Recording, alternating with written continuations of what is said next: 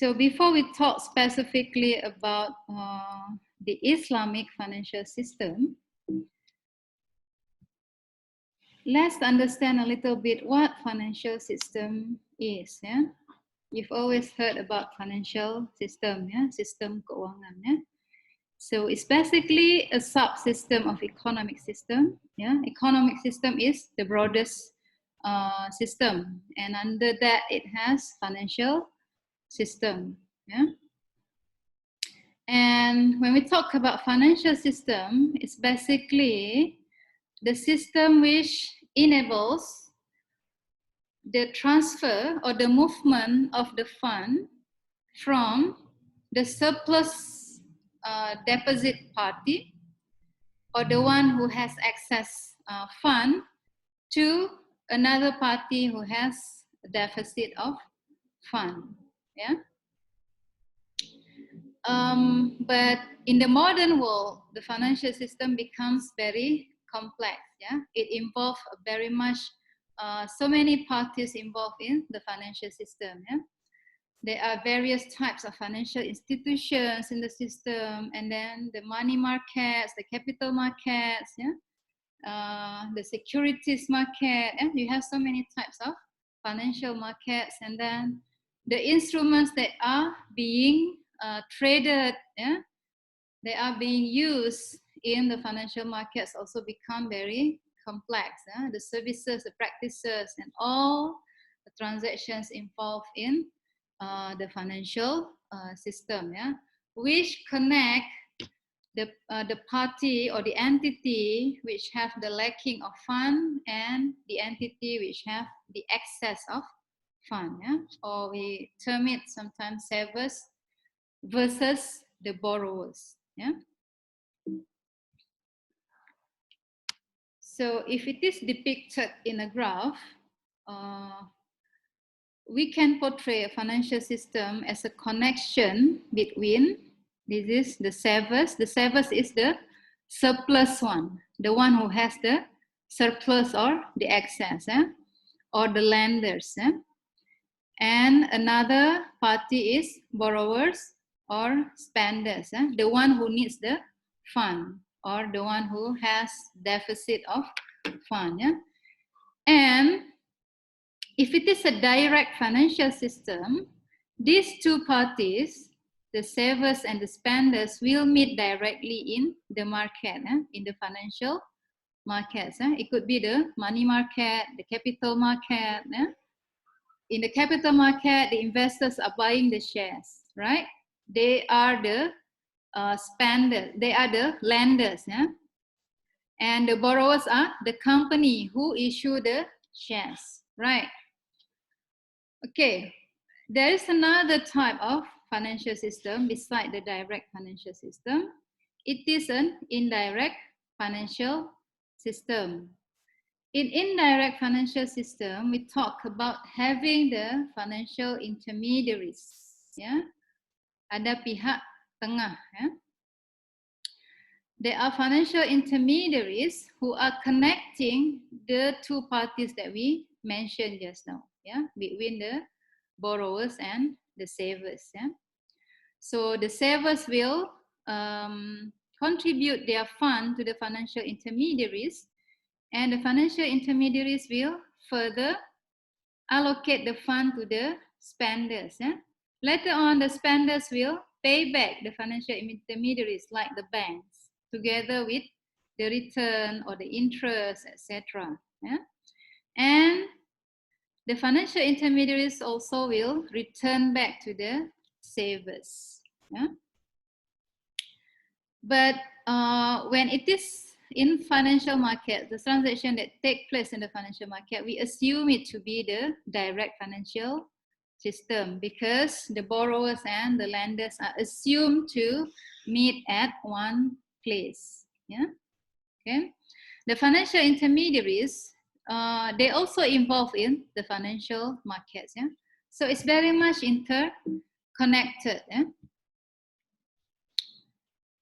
Okay, the savers could come from various parties like the households, the companies, the governments, yeah, the foreign investors, etc. Yeah. Meanwhile, the spenders also may come from those same kinds of entities, yeah, the household, the domestic household, the people, individuals, the companies, governments, foreign entities, etc. Yeah?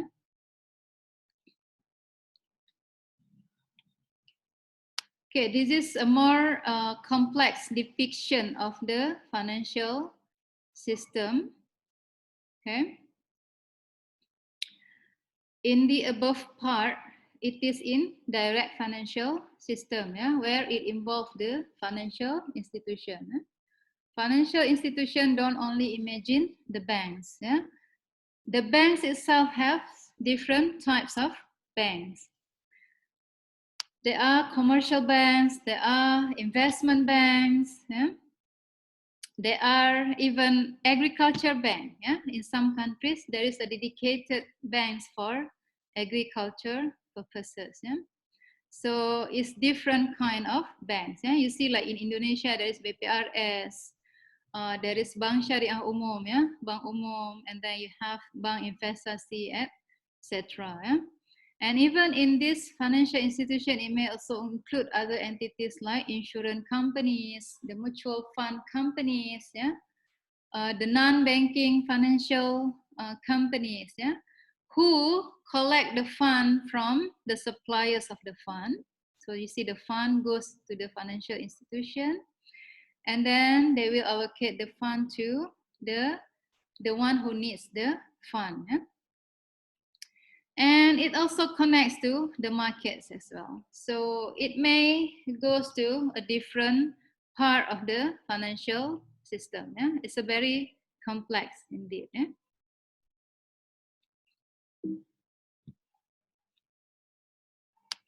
You have any questions so far? You may ask question if you have any question.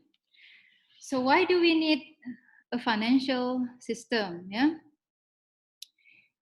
In the historical time, there may not any need for a financial system, yeah, because the allocation of resources was limited or constrained within specific geography, yeah, and there is no a wide interaction between one entity to another entity, yeah.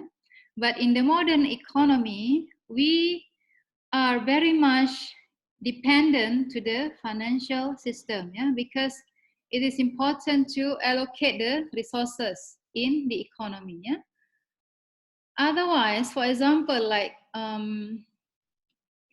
maybe Raisha has so much money, yeah, and she doesn't know how to distribute her money, where to invest the money, yeah. So this financial system will provide a channel for Raisa to identify to which channel that she should put her funding. Yeah? So it basically make the allocation of resources more effective and efficient. Yeah? And this also implies that it will channels the household. The household, when we say household, is from our home, yeah? The domestic saving to the corporate sector. Yeah? So each one of us, we save money in the bank, yeah? Or if we are quite adventurous enough, we buy some shares in the capital market. Yeah? So those monies collected from each individual from the society are allocated to the corporate sector. Yeah? Without the financial system, that function cannot be happen. Yeah? Because it's possible to happen, but it takes so much time and cost. Yeah? Like I said just now about Raisa's case, it's quite difficult for us to identify which investment is good for us if we have the funding. The same perspective for someone who needs the money. Where can we get the funding if there is no a financial system with the financial intermediaries, etc.? Yeah? We just maybe our connection, yeah, to the family members. That's all. Yeah? But there is no a public channel to get the financial resources. Yeah? Okay, so basically, there are certain benefits of financial systems, among others that we mentioned just now. And by that function, it also will enable the household and the firm to share the risk, yeah? The risk of investment and financing, etc. Yeah? Okay, now we see what do we expect from an Islamic financial system. Yeah? That was an overall financial system. Yeah? So when we talk about Islamic financial system, it's the same principles when we talk about Islamic accounting. Yeah? We expect that the system is built upon the rules and laws that are Sharia compliant, yeah, that are based on the principles of Islam, and it considers the objective of the Sharia itself, the maqasid of Sharia, which are not available in the conventional financial system. Yeah? Even though we may see the instruments look alike, yeah? The instruments, the products may look similar, but the foundation is different. Yeah? And the objective is supposed to be different. Yeah? Despite that, we still see at the moment that the objective is still very much on profit maximization, but we hope over the time, the objective of Islamic financial system will move towards a more holistic objective, which is to achieve the welfare for the society in the world and in the hereafter. Yeah.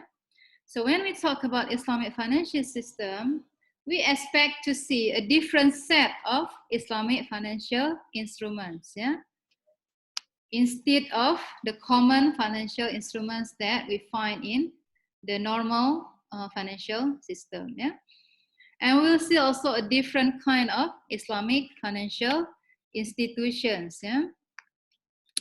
So instead of having, let's say, conventional insurance system within the Islamic financial system, we identify the Islamic insurance or the takaful and other financial institutions which are compliant to the Islamic principles. Yeah?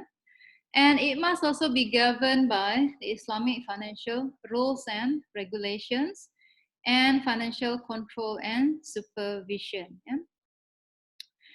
So there is a unique set of the instruments, the institutions, the rules and regulations also are different, and the process of supervision are also different.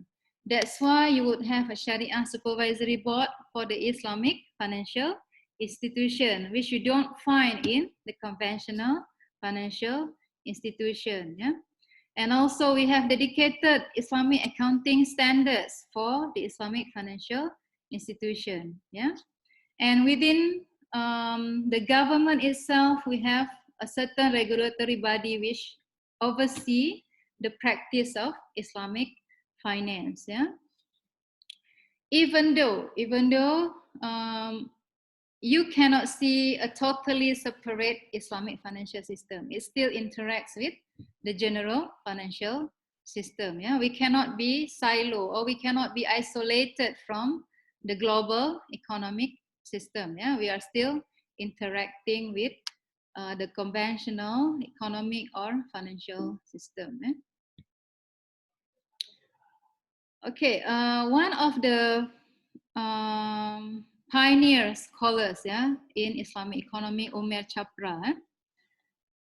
So Chapra argued that Islamic financial system must have certain characteristics, yeah, which are first, it must be able to achieve the economic welfare, yeah, by utilizing the resource efficiently. How it can be achieved? Through producing unlawful products, yeah. That's why, if you see, are you aware of the Islamic index? Islamic index is the index which lists the companies which fulfill the Sharia principle and certain principles. Yeah?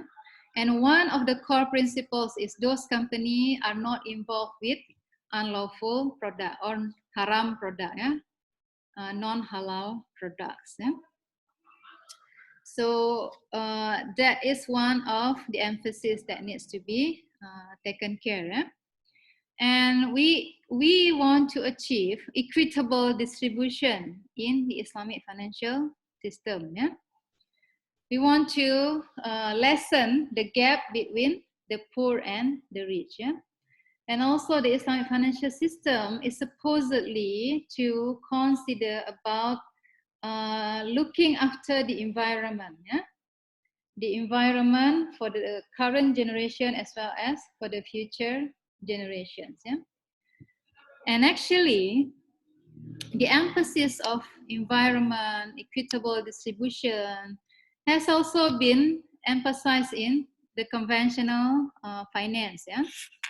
What I mean is, in the beginning, conventional financial system was not paying attention on that aspect. Yeah?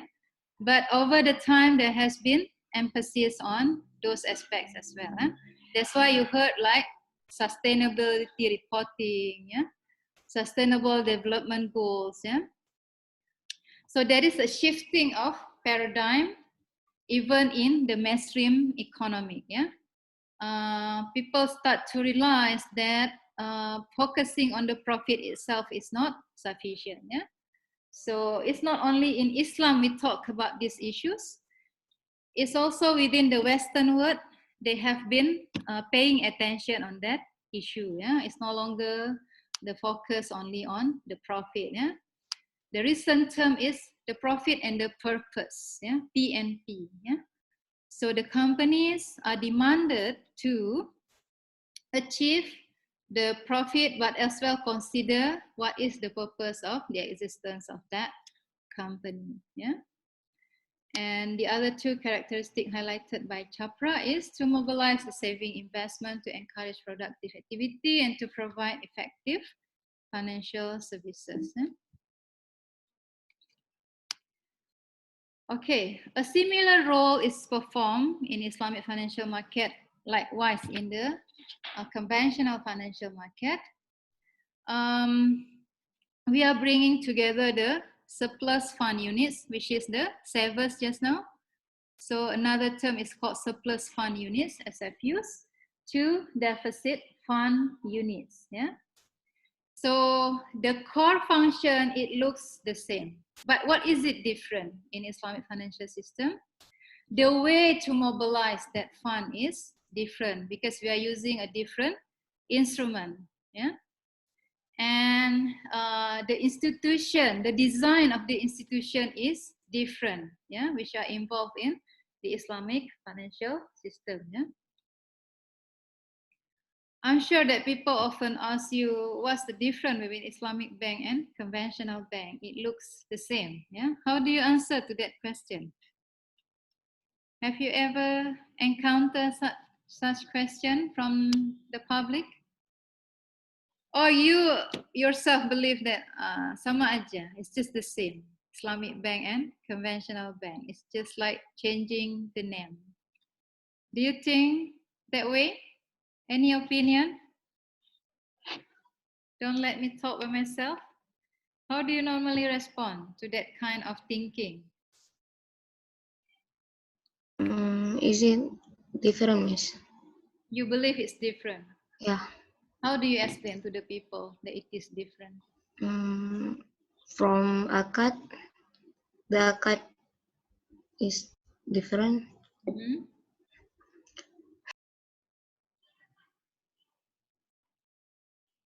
The akad is different. The contract is different.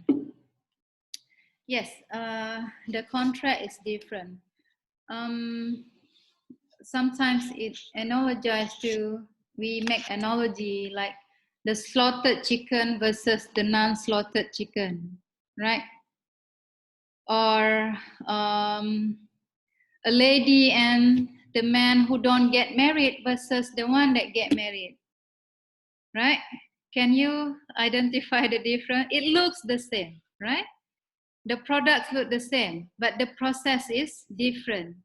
the intention, the objective that you want to get. By slaughtering the chicken, we fulfill the procedure of halality, right there. We recite Bismillah and we follow the procedure. Yeah? When we slaughter the chicken, the outcome of that chicken may look the same with the one that is not slaughtered based on Islamic principles. But for us who have the belief in the Islamic principle, we would choose chicken that is slaughtered Islamically, right? Rather than the chicken that is not slaughtered based on the Islamic principles. Yeah? So I think I mentioned to you, when we differentiate between the Islamic and the conventional, we always talk about three main things, which is the foundation. The foundation is different, yeah? What developed into the concept, yeah? The conventional system is developed not from the sources of Islam, right? So that is the foundation, yeah?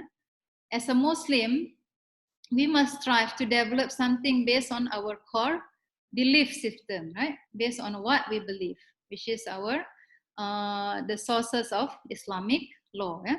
So that the first element that differentiates between the Islamic and the non-Islamic one, right? The foundation itself is surely different. Yeah? And then the operational aspect. Yeah? Like you slaughter the kitchen using the Islamic rules. Yeah? The operationalization of slaughtering is different from what the non-Muslim is slaughtering the chicken. Yeah? So the same thing like the Islamic finance. Yeah? The process of doing the finance is supposed to be different because we are guided, we are monitored by the Sharia Council, the Sharia Supervisory Board. Yeah? So foundation, and then the operational or the management, and then the end, what do you want to achieve, the objective. Yeah? We have a different set of objectives than the conventional system. Yeah? Even though we cannot really reflect it, yeah, we say that we are Muslim, we have different objectives, but we still act in the same way sometimes, like conventional or non-Muslim.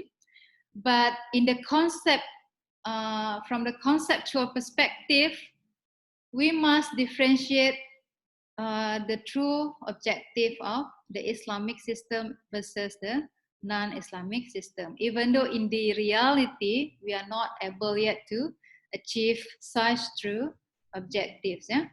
So despite that, we cannot be genuinely fulfilling the Islamic requirement. It doesn't make us feeling like we don't need to strive with that. Yeah? So there is a principle in fiqh, yeah, in usul fiqh. If we cannot achieve everything, do not leave everything. Yeah. Okay. If we cannot achieve an A in your grade, it doesn't mean that you just abandon every effort, or just sudahlah, tidak usah belajar.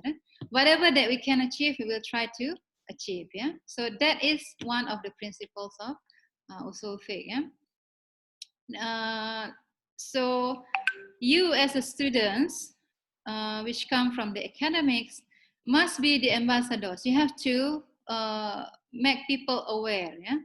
Despite there are critics over the Islamic finance, but you have to believe, we have to believe that we will be able to make this Islamic financial system to be a more ideal in the future, yeah, inshallah. Yeah? So we are in the process. Yeah? It cannot be totally perfect at the moment, but we are striving towards that. Yeah? And do you realize that conventional economic system, especially the capitalism, how many hundred years it was developed before it becomes a system? Yeah. From the Adam Smith, what year was that? Yeah. So it was like, it takes ages to develop a system, and it still is not perfect. Yeah. We can see capitalistic system collapse during the financial crisis. Yeah. So to build a system, it takes a a long time and it takes support from various elements, including the people. Okay, if you imagine the Islamic financial system, the structure is quite the same like what I pictured in the beginning. So if it's in the conventional financial system, it has the financial intermediaries. Within the Islamic financial system, we also have the Islamic financial intermediaries. Pihak tengah. So banks are considered as part of financial intermediary because they are in the middle between the savers and the lenders. Okay.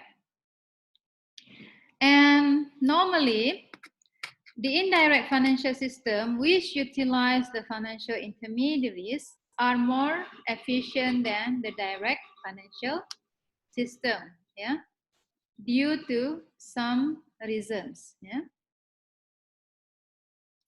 Okay, first is because of information costs.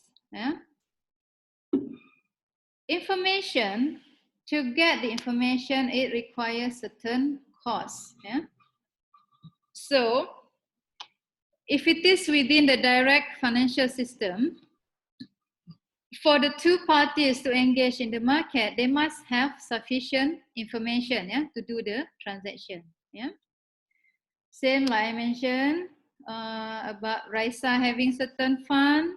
She wants to invest her fund to some other entities. She needs information to whom she wants to invest. She wants to search. Who is the potential recipient of the fund. And it involves a lot of cost, right, to do the searching of the information. But if we have the financial intermediaries, we don't need anymore to do the searching. We just pass the funding to the intermediary, and the intermediary has already a system built for identifying the potential investors and borrowers, etc. They have the criteria already, and we do not need, as an investor, we do not need to incur the cost to find the potential borrowers or users of the fund. So that is how the indirect financial system is more effective. So it reduces the information cost. And then screening costs. Coming back again to Raisa's example. Okay, she has searched for someone to receive her money. Oh, this Ramatuli is good in managing the fund. I can give her the fund. And she find another candidate. For example, Arum. And then she needs to do the screening, right? To evaluate between the candidates, which one is the better recipient. So to do it directly is very much troublesome. So that's why that role is being taken over by the financial intermediary, which is the banks or other institutions. So search costs, and then screening costs, and then we have monitoring costs. After you give your money, you want to monitor, right? Otherwise you would run away with your money, right? So if we do the direct financial system, we give directly to the borrower, we have to monitor ourselves. And it is very troublesome. It is very complicated to monitor ourselves. So we just use the financial intermediary to perform that function. So more similar to the enforcement cost. To enforce certain rules of the fund and etc.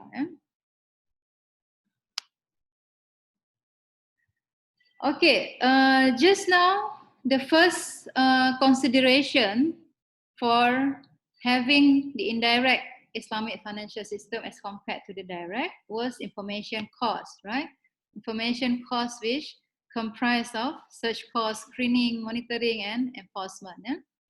And another reason why it is more effective to have indirect financial system, because the two parties, the one who has the fund and another one who needs the fund, they have different expectations and liquidity preferences. Yeah.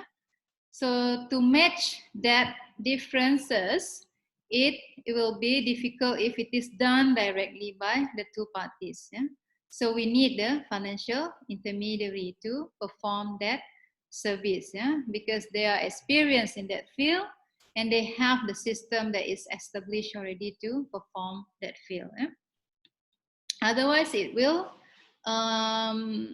result in asymmetric information. The information is not balanced between the two parties, and adverse selection. Adverse selection is a wrong selection by the one who has the fund, yeah, or the surplus fund units. Yeah? And the financial monetaries have a complete system, yeah? To monitor all the portfolio, the loans, yeah, and it is also supported by the government, the regulatory, yeah. So it's more convenient and more efficient to engage in indirect financial system, yeah. But if you talk about the past, when the transaction was very much traditional, maybe direct financial system was still okay. Yeah, people still doing the barter. Yeah? They know exactly who the person they are doing the transaction. Yeah, and it was not complicated. Yeah, so direct financial system was possible at that time. Yeah. Okay, we see the types of Islamic financial intermediaries.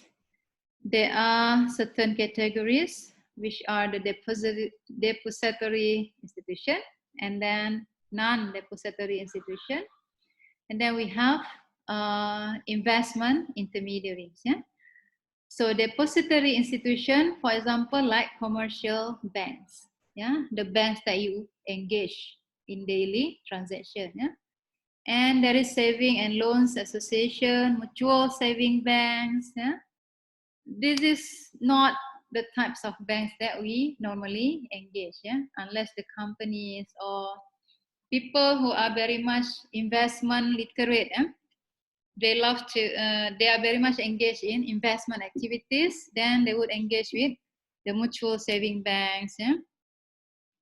Okay, the non-depository, it's like the insurance companies. We call it takaful in Islamic financial institution. And there is a pension fund institution as well. And for investment intermediaries like finance companies, investment banks, yeah. So there are certain banks dedicated for investment only, yeah. So they don't engage with the retail activities like we do saving account, etc. with our daily banks. Okay, coming back to the principles of Sharia and how it connects to finance. I think I discussed this in last week. So when we talk about the implementation, yeah, or the manifestation, yeah, manifestasi dari economic activities are in the form of amalia, the dealings, the muamalah human with human, which include also there the law and politics and etc. So muamalah is very comprehensive basically. And we focus on the economics and financial aspect. So these are the three elements that I mentioned to you about how we differentiate when people talk about what's different between Islamic finance and conventional finance. What's different between Islamic economics and the conventional economics, as well as Islamic accounting and the conventional accounting. So it can be summarized in these three core principles, the basis or the foundation, the practice or the operationalization, and the objective or the goal. These are the idealistic principles that supposed to differentiate between the Islamic form of economic or finance and the conventional form of economic and finance. Yeah?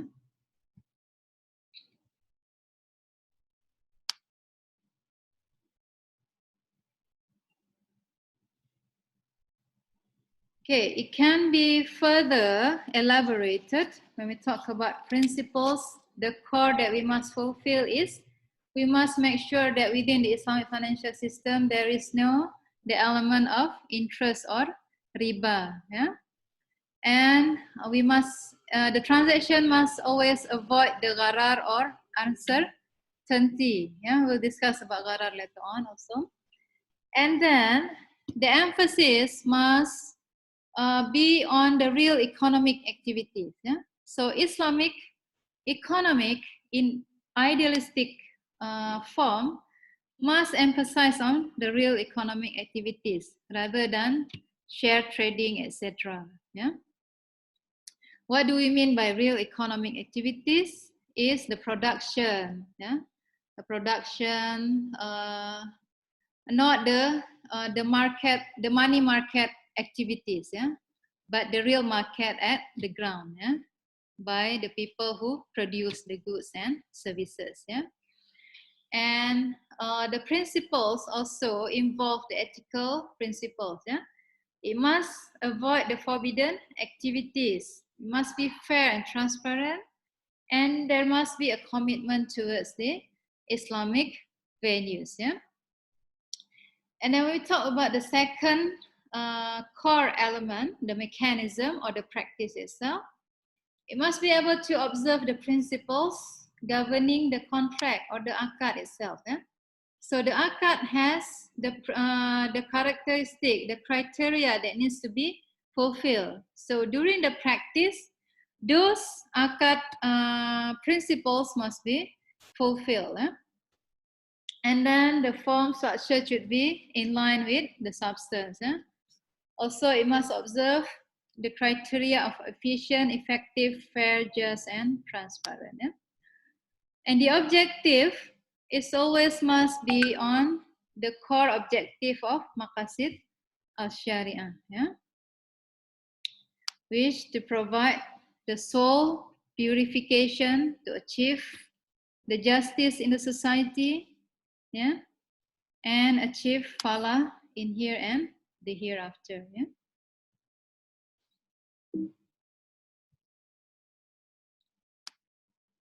Okay, when we are discussing the Islamic financial system, we must understand certain concepts are different between the Islam and the non-Islam one, like the concept of the wealth.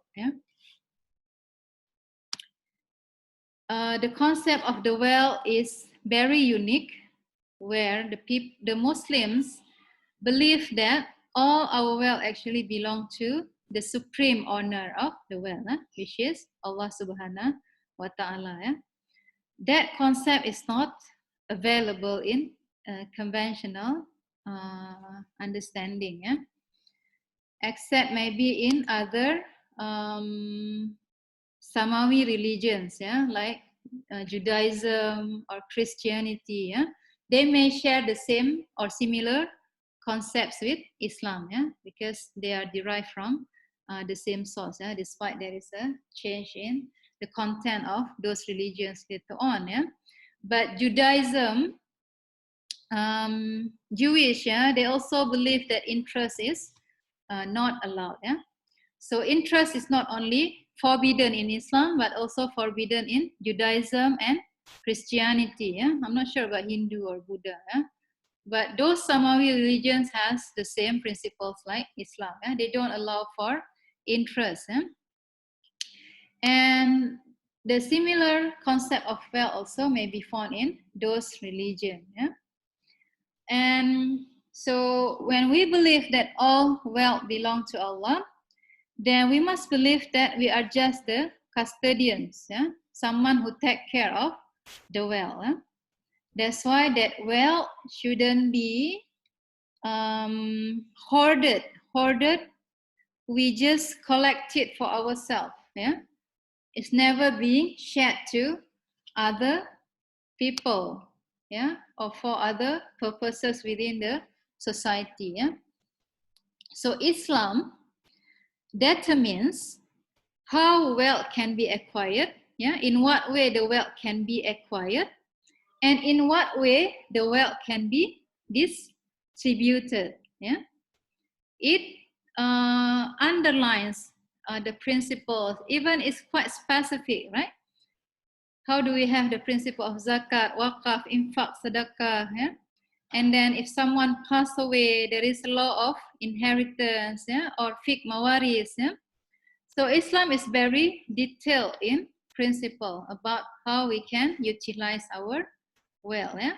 But it doesn't forbid us or prevent us from acquiring the wealth as long as it is within the boundaries of Islamic principles. Yeah?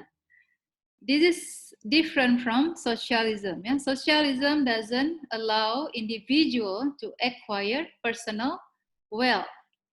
Yeah? Meanwhile, capitalism, too much motivation to collect the personal wealth. Yeah?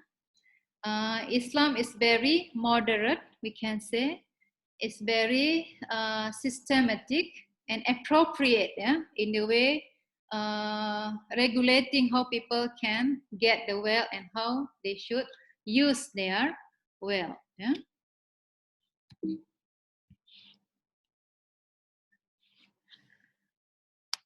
Okay, so there are certain prohibitions which is stipulated in the Islamic financial transaction. The first one is we cannot do transaction in the non-permissible items, yeah, or non-halal items. Yeah. For example, like what? Yeah, you know all those the non-halal items, the pigs, the drinks, yeah, etc. Yeah? And second, the Islamic financial system must also be free from the riba or interest. Yeah, we'll discuss in detail about riba, inshallah. And then deceit. Yeah, there should not be any deceit in Islamic financial transaction or penipuan. Yeah, or cheating. Yeah, within the Islamic financial transaction. Gambling or maisir, and then gharar or uncertainty. Hoarding or ihtikar. Yeah? Hoarding is like you keep certain commodities for it to be increased in the price, then only you sell it, yeah? For example. That kind of hoarding is not allowed. Yeah? And then monopoly, yeah? Just one person owns certain resources. Yeah? So that monopoly is not allowed in Islam. Buy-in najisi. Buy-in najisi is to create a fake demand. Yeah, like we are selling textiles, and then we ask our friend to pretend that they want to buy that textile, yeah? To show to other buyer that this product that we are selling is very much in demand. Yeah, or if you have a cafe, you just ask your friends to, so many friends to sit there as if there are so many customers in your cafe. Yeah? So to indicate to other possible buyers that this cafe is a good cafe because they have so many buyers. Yeah? That is creating a fake demand, yeah? Or buy-in najisi. Yeah? And then bribery, swap. Yeah? And then ta'alluq. Ta'alluq is where there is a condition from one contract to another contract. Yeah, I will sell my phone if I can get a 4 flat CGPA. Ya, IPK saya 4, saya jual HP kamu ke kamu dengan harga murah. Ya. That one is ta'alluq. Ya. We perform one transaction based on another transaction, based on another condition. Ya. And then ba'i al-ina. Yeah? Ba'i al-ina is selling and buying from the same parties, but with agreed lower price. It's actually to cover the practice of riba or interest. Yeah? For example, A is selling goods to B for 100,000 rupiah with the agreement that B will sell back to A for the money of 80,000. Yeah. So actually, B in needs of money. Yeah. She needs the money, 80,000. It would be paid lesser than the price that being offered from the first party. Yeah? So it's like a selling and buying, but actually it is a lending transaction with the riba in that. Okay, that what we call as bai al-inah. Jadi seperti pura-pura transaksi jual beli, but actually is lending, ya, meminjamkan, borrowing the money, but with the interest. Okay. And then talaki ar-rukban. Talaki ar-rukban is when some people stop the producers, let's say the farmers, the farmers of coffee in Gayo, they want to bring their coffee to the market, but it's being stopped by other person. That other person informed the farmers that this coffee is not very much demanded. The price is very low. You cannot sell it. So just sell to us. Just sell to us, and they would buy with the very low price. Yeah. So talaki arukban is stopping the person who wants to sell their product to the market. Yeah. And mentioning the wrong information so that that seller can sell to them with the lower price. Ya, jadi dicegat di tengah jalan. Ya, that the illustration. Ya, it could be in the modern way of transaction when the farmer who do not have information about their product. Ya, and some people misuse the farmer by telling a wrong information, and they buy the products from the farmer with the very low price. Yeah, so it's also like a deceit. Yeah? It's like a cheating. Yeah? What time is it?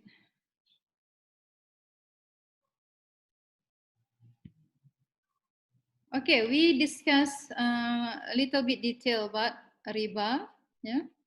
From the language perspective, riba means excess, increase, yeah, expansion, or growth.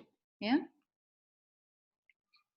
From the term understanding or istilahan, it could be defined in two ways. Yeah, every excess is return of which no reward or equivalent counter value is paid. Yeah. Second is predetermined excess above the loan. Yeah. Why it says every excess in return of which no reward? Yeah. Because interest is being processed from the one who lends the money to the one who borrows the money without any effort by the person who lends the money. Yeah, they are given for free. Yeah, they are predetermined access without any effort. Meanwhile, in Islam, there's always al-ghummu bil-ghummi, means for every risk there is a profit. Yeah. So when there is no any risk or effort put in the transaction, then you are not entitled for the reward. Yeah, that's why interest is prohibited, or the riba is prohibited, because it will be benefit to one side and it will be harmful to another side, right? Because the one who lends the money, he will become rich and rich. Meanwhile, the person who pays the interest will become dalimi, he will become at the harmful side. Okay, we see the types of riba. It can be riba in the selling and buying, or buyu, or trading. It can be riba in the lending and borrowing transaction. Yeah? Riba in selling and buying transaction, it can be riba al-fadl. Yeah? Riba al-fadl refers to when there is an exchange of ribawi items but it has different weight. Yeah. What I mean by ribawi items, maybe someone is aware what is ribawi item. There is a hadith mentioning the ribawi items, if I'm not mistaken, 6 ribawi items: gold, silver, wheat, yeah, barley, salt, yeah, all the core commodities, yeah, rice included in that.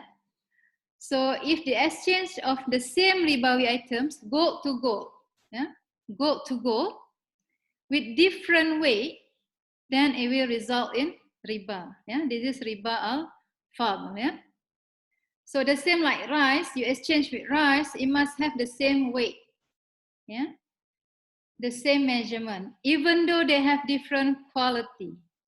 Yeah, maybe rice quality A is exchanged with rice quality B, but the quantity must be the same. Otherwise, it will be tantamount to riba al-fadl.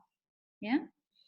Meanwhile, the riba nasi'ah or riba yad is when the transaction on ribawi items, but the payment is postponed. The payment is delayed. Yeah, it's not immediate. Yeah.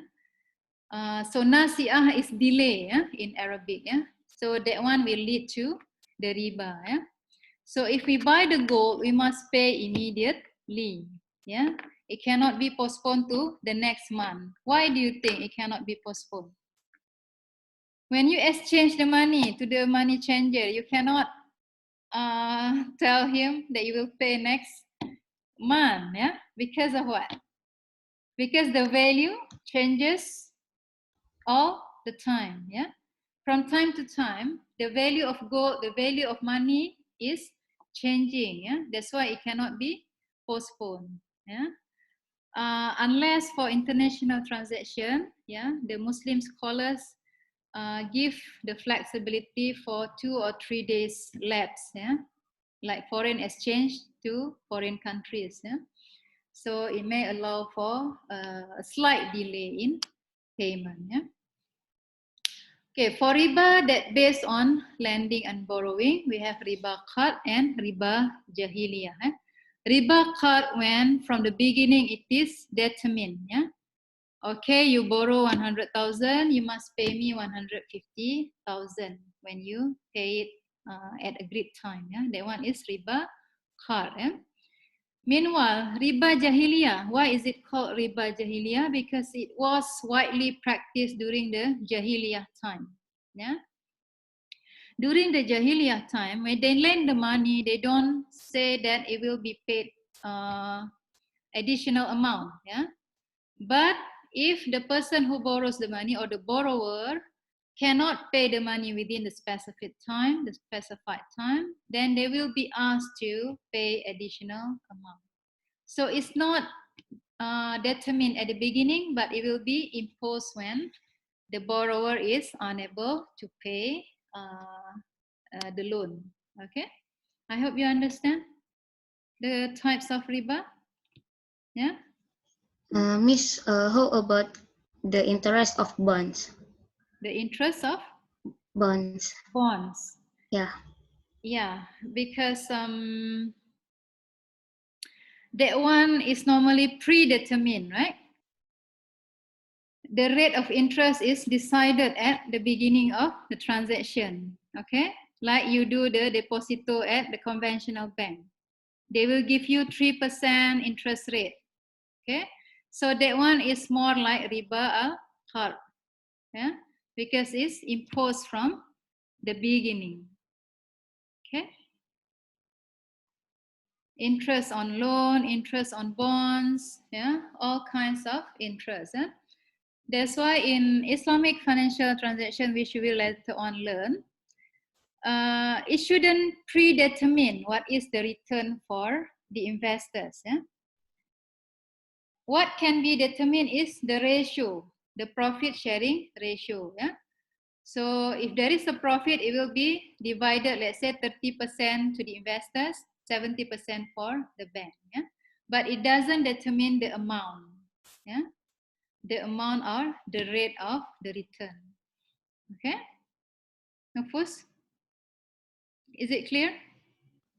Clear, Miss. Okay, any other question? Okay, we move, yeah. We have discussed about that. You can read on your own the legal basis on prohibiting the riba, yeah. Just a little bit on gharar. Gharar is basically uncertainty, yeah, or the unclear information, yeah, or characteristics or elements of the transactions, yeah. And it can be a gharar fahish or major gharar. It can be minor gharar. I mean, it's not that significant. Yeah? If it is a gharar fahish, it will nullify, menggagalkan, membatalkan. It will invalidate the contract. Yeah? Okay, we see the example of gharar. Yeah? Let's say from the aspect of seller and buyer. Yeah. Let's say the person who are involved in the transaction are minors or children, yeah. So they are not baligh, they cannot be capable to engage into the financial transaction, yeah. Or the person who are currently drunk, yeah, fly, yeah. So they don't fulfill the seller's or buyer's term, yeah, to engage in the contract. So that one will lead to the gharar in the contract, yeah. It might be for someone who has been declared bankrupt. Yeah? So someone declared bankrupt is very uncertain that he can perform in the transaction. That's why it will mostly prohibit such person to engage in the transaction. Yeah? And then coerce or force, yeah, someone who is being forced to be in the transaction. That one also will lead to the gharar. Yeah? In terms of asset, if the asset does not exist, yeah, that will lead also to the gharar or uncertainty. Yeah. You will maybe ask about what about online transaction, Miss? We buy products from Shopee or other online platform. We cannot know whether the product exists or not, right? But that kind of system has already certain warranty measures, right? To make sure that the seller is having the product before they are selling it. Yeah. And as the buyer, we need also to check the previous track record of the seller. Yeah. So to make us confident to engage in the transaction. Yeah. And then not free from encumbrances. Yeah, let's say we are purchasing the land is still occupied by some illegal people. Yeah, so that one is not free from encumbrances. Yeah, not specific. Yeah, how how big is the land? Yeah, where is the location of the land? Yeah. So if it is not clear from that aspect, then it will lead to uncertainty. Yeah. Anything you want to ask from this understanding on gharar? Yeah, on the price, if it is not mentioned one absolute amount, yeah, there are two prices in one contract, yeah, that one will also lead to gharar. Yeah? Okay, quickly on the types of contract. In general, it can be divided into two main categories of contracts. There are profit-based contracts or tijara, and the non-profit contracts. The profit-based contracts or akad, there are natural certainty contract, which is mostly from the buying and selling transaction, and natural uncertainty contract. This is mostly from the investment activity, yeah, or profit sharing activity. Yeah. For the non-profit transactions or akad, like money lending, yeah, or you've heard of Qardul Hasan, money borrowing, and then lending of service, yeah, that one part of ijarah as well. You give your service and you are not asking for any payment. Giving has so many types. the wakaf there, the sadaqah, infaq, ziswah, yeah, basically, yeah. Okay, the non-profit, sorry, there are certain terms that are still in Indonesia. For example, like card, I mentioned just now, card is loan, Qardul Hasan, loan without any interest, yeah. And then for lending the service, like wakala, yeah, we are becoming the representative of some people for certain transaction, and maybe we are not getting any pay for that. So it can be classified under non-profit transaction. Yeah, you will learn about this each contract meeting by meeting. Yeah, and for the profit-based contract, we will learn about the selling and buying transaction, which is basically natural certainty contract. Why is called natural certainty contract? Because buying and selling, the profit is certain, yeah. Because you have the selling price, and you know what is the profit for the seller, yeah. Even for the buyer, they also be informed of the profit in the case of murabaha, yeah. But for natural uncertainty contract is the profit sharing activity, yeah, or the investment activities like musyarakah and mudarabah. Yeah. Murabaha is selling and buying with an informed profit. Yeah. So the buyer will know how much the profit that is obtained by the seller. Yeah. Salam and istisna is the forward sales.